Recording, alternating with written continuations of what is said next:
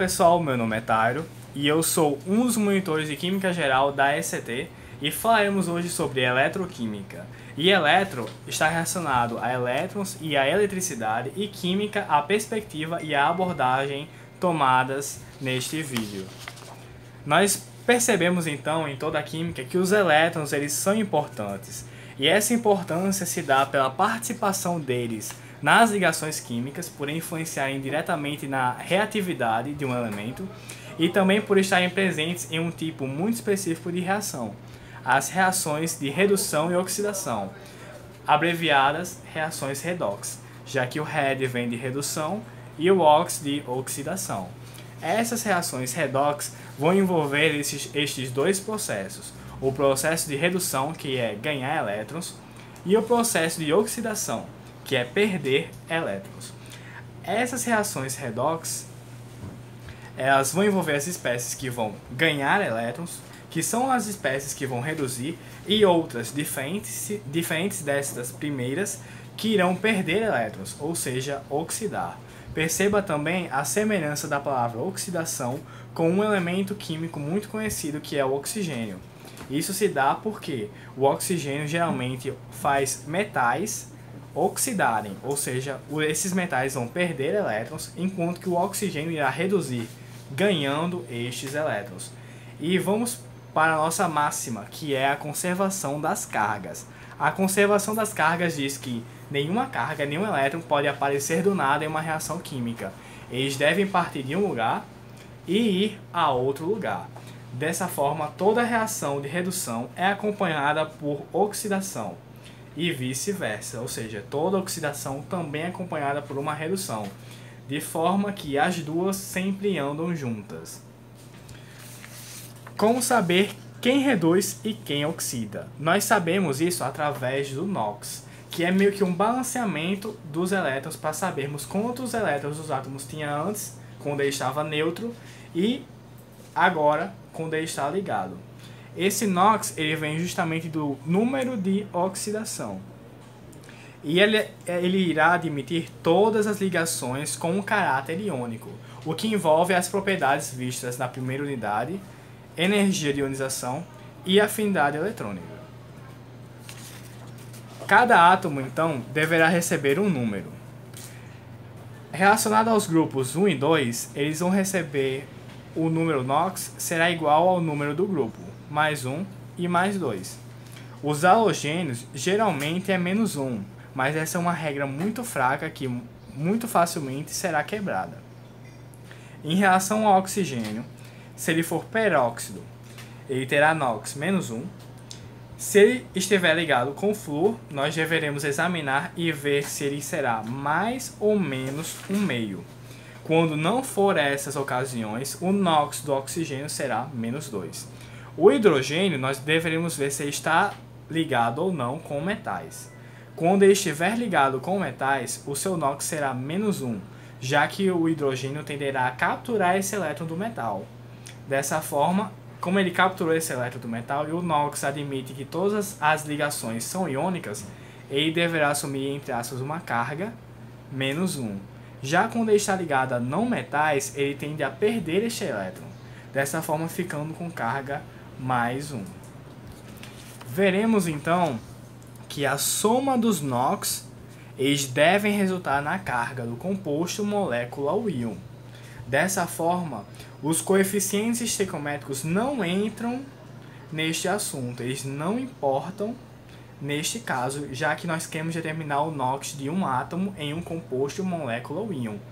Já que nós veremos que ao multiplicar este lado por 2, nós multiplicaremos também este lado por 2 e não alterará nada. Nós podemos simplificar tranquilamente.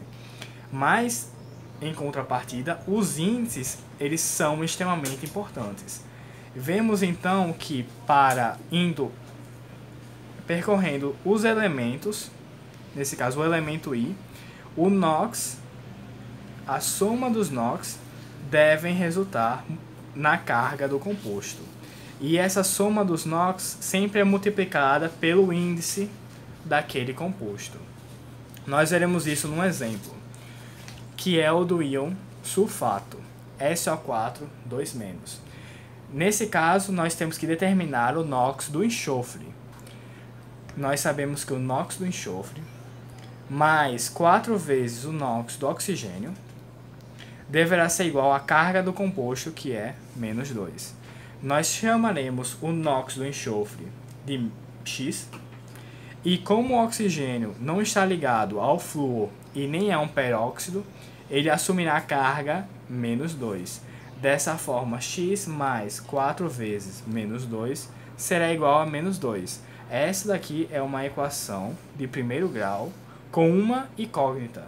Dessa forma, ela é solucionável e nós encontramos que o NOx do enxofre, que é o nosso x, será igual a +6.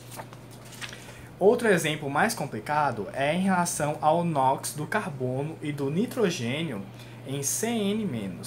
Fazendo a nossa regra, nós temos que a carga do composto, que nesse caso é -1, será igual a o NOx do carbono, já que eu só tenho um carbono, somado com o NOx do nitrogênio, já que eu só tenho um nitrogênio. Porém, esse é uma equação com duas incógnitas. Uma sempre ficará em função da outra. Então, como determinar o NOx do carbono e o NOx do nitrogênio? Nós deveremos recorrer agora à estrutura de Lewis e assumir que, como as ligações têm caráter iônico, a partir daí determinar o NOx destes dois elementos. Nós percebemos, fazendo a estrutura de Lewis, que será uma tripla ligação entre o carbono e o nitrogênio. Como o nitrogênio ele é mais eletronegativo, ele irá puxar os elétrons da ligação para ele. E assumindo que todas as ligações têm caráter iônico, ele terá carga negativa, já que ele puxou estes 3 elétrons aqui, que estão do outro lado da ligação, além dos 3 que ele tem.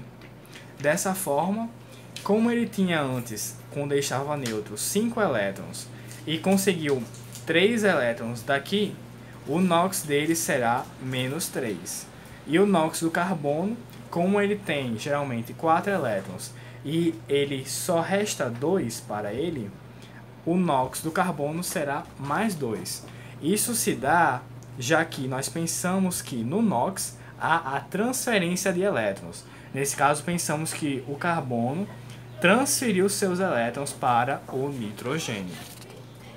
Outro exemplo é encontrar o NOx do ferro no 2Fe2O3. Nós temos aqui que este 2 aqui é um coeficiente estequiométrico que será ignorado, já que ele multiplicará tanto este lado quanto este lado, justamente porque queremos calcular o NOx, desse caso, do ferro. Temos que 2 vezes o NOx do ferro mais 3 vezes o NOx do oxigênio deverá ser igual a 0, porque é um composto neutro. Dessa forma, nós temos que 2 vezes x mais 3 vezes -2 será igual a 0. Resolvendo esse sistema linear, na verdade uma única equação, nós encontramos que o NOx do ferro, que é o nosso x, será igual a +3.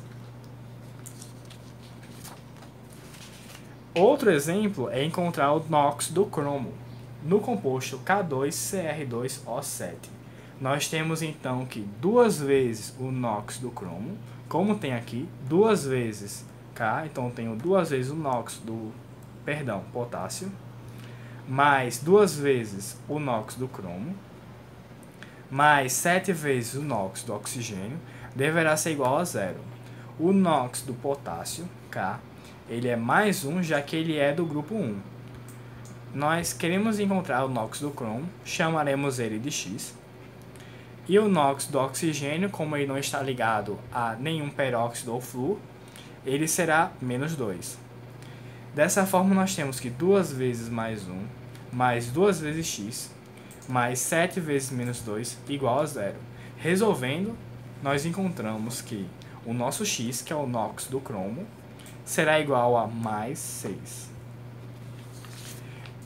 Nós propomos, então, para vocês encontrar o NOx do cromo neste composto aqui, Cr2SO4 3. e pedimos para que você resolva e confira sua resposta na monitoria. Caso você não saiba os horários da monitoria, nós pedimos que você acesse este site aqui, bct.sct.ufrn.br, e veja o horário mais próximo disponível para verificar sua resposta. Muito obrigado. Não se esqueçam do mais importante, que é estudar. Até a próxima!